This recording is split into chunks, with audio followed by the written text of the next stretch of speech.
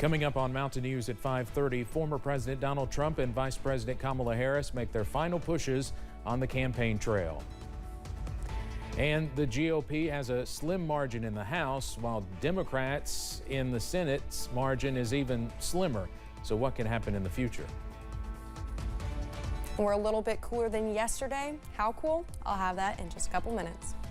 Dedicated to Southern and Eastern Kentucky, this is WYMT Mountain News at 5:30. Good evening, I'm Steve Hensley. Former President Donald Trump and Vice President Kamala Harris are focusing on the so-called blue wall today, with stops in Michigan and Wisconsin. This comes as the final weekend ahead of Election Day marks the end of early voting in most states. CBS's Christian Benavidez has the latest from the Buckhead neighborhood of Atlanta. The race for the White House shifts to the Midwest today.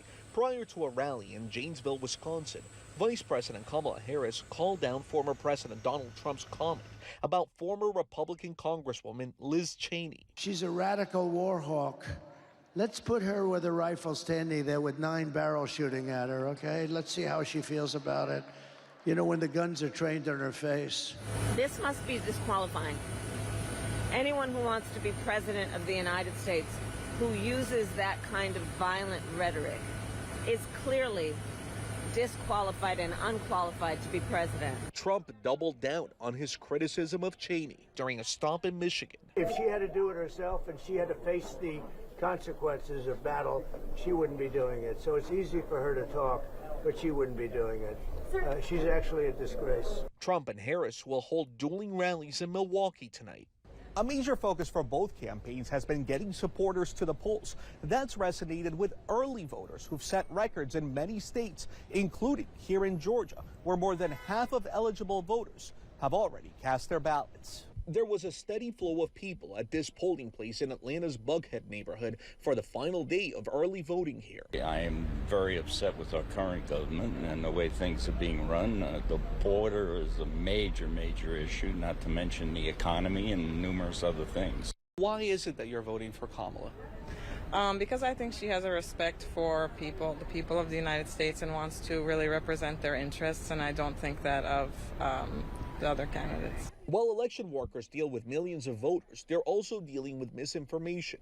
Georgia's Secretary of State Brad Raffensperger went public to refute a viral video alleging to show Haitian immigrants voting multiple times. U.S. intelligence agencies believe the fake video is the work of a Russian government disinformation campaign. Christian Benavidez, CBS News, Atlanta. Intelligence officials say they have been prepared for disinformation campaigns coming out of Russia, China, and Iran, and are working with state officials to combat them. Day 2 of early voting is underway in Kentucky, and once again, some areas are seeing long lines of voters. This was the line this morning at the East Side Library branch at Man-O-War and Palumbo Drive in Lexington. Of course, if you did not vote early yesterday or today, you still have a chance to do that tomorrow. We'll take a look at a couple of those locations in our next half hour. This election is predicted to be the nation's most expensive federal election ever. Analysis from nonpartisan organization Open Secret says spending to elect a president and members of Congress will hit at least $15.9 billion. Outside spending is helping drive up the price tag. Open Secrets expects outside spending to top $5 billion before Election Day. In this cycle, the top 5 mega donors to outside groups all support Republicans. A bipartisan group of former election officials say local, state, and federal governments are prepared to keep the 2024 election secure. The group points to more than 66 million people who have voted early as evidence that the systems are working well. One pressing issue, they say, are ramped up efforts in these final days of the election to spread disinformation online, which a majority of Americans report seeing.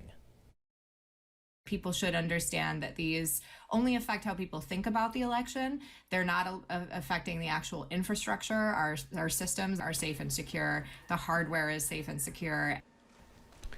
They say Americans should not expect to know results election night or even maybe the morning after.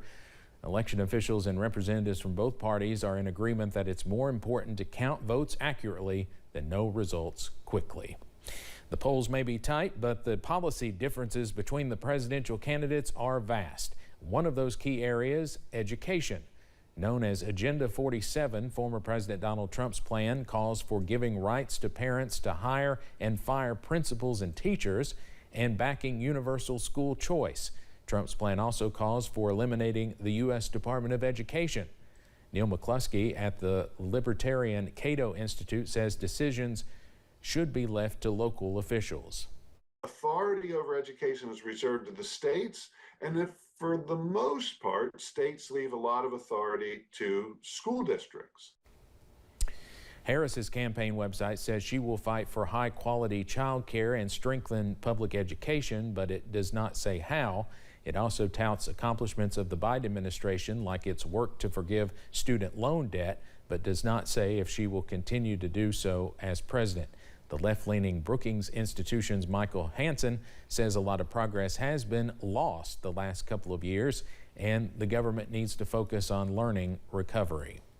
We need to be focusing on getting students re-engaged. We need to get students focused on being in schools, and we need to really focus on helping and empowering our educators to serve the kids the best they can. Hansen also says a lot of what Harris and Trump want to do in the education realm will need congressional approval. And with a potentially divided government, it will be hard for either to get things done. The battle for control of the U.S. House of Representatives is remarkably close. Republicans currently have just an 8-seat majority over the Democrats. Both parties are looking at a handful of key states that could change the balance of power.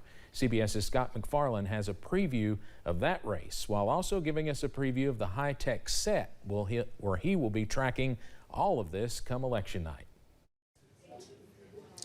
It's often overshadowed by the contentious race for the White House, but the battle for Congress is on a knife's edge as well. High stakes and the potential for high drama. The entire U.S. House is up for re-election in 2024, and there are some battleground states you might not expect, including the state of New York, where this is just one of several close races, both on Long Island and when you get further upstate.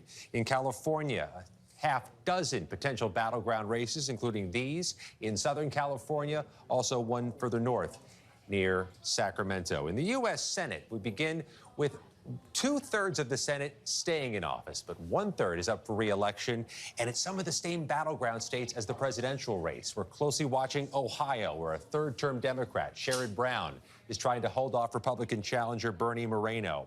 Another Senate battleground state, Pennsylvania, where it's third-term Democrat Bob Casey trying to hold off Dave McCormick. And another one of those battleground races has two challengers. The incumbent is retiring. In Arizona, it's the Democrat Ruben Gallego against the Republican Carrie Lake.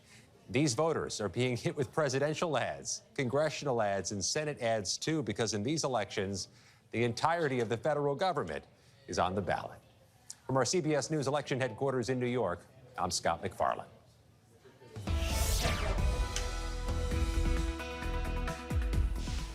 After what we experienced yesterday and the days before that with these upper 70s temperatures, I'm sure you're excited to hear we have just a little bit of relief for today. And taking a look at those current temperatures throughout the region, you're really seeing that 60s range, mid-60s, between 66 to about 58 as you're heading to Pikeville. So it's not a bad day. Definitely more like fall than we've seen in a while. And as we look at that satellite and radar, we're just getting over that bit of rain from that front moving in last night. Really just seeing it in more of the Virginia counties right now, and that'll be out of our hair in just a couple of hours. And as we take a look at those low temperatures that we'll be having overnight, we're getting just a little bit cooler into the 40s for most of the region. A little bit cooler as you're heading more to the west.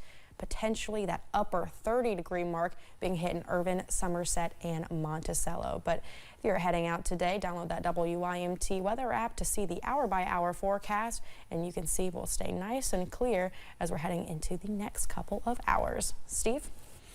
All right, Megan, thank you.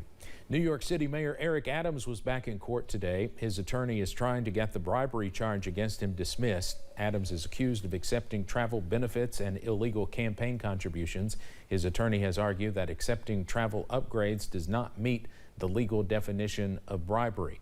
Adams is facing multiple federal counts, including bribery and soliciting and accepting donations from foreign nationals.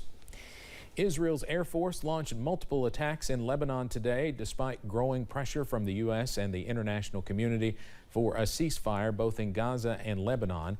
Plumes of smoke were seen in Baalbek in northeastern Lebanon. Lebanon's state-run national news agency says 8 people were killed when a home was hit in the village of Amaz, and 2 more were killed in the village of Taraya. An investigation has found college campuses failed to clamp down on anti-Semitic behavior after Hamas's attack on Israel last year. The U.S. House Education Committee released its report yesterday. It found college officials made concessions to organizers of pro-Palestinian encampments while withholding support from Jewish students. According to the report, Northwestern University put radical anti-Israel faculty in charge of negotiations with students. Coming up on Mountain News at 5:30, jobs were added last month, but the numbers were significantly lower than expected. We may be a little bit cooler today, but we will be warming up. How warm? I'll have that answer coming up.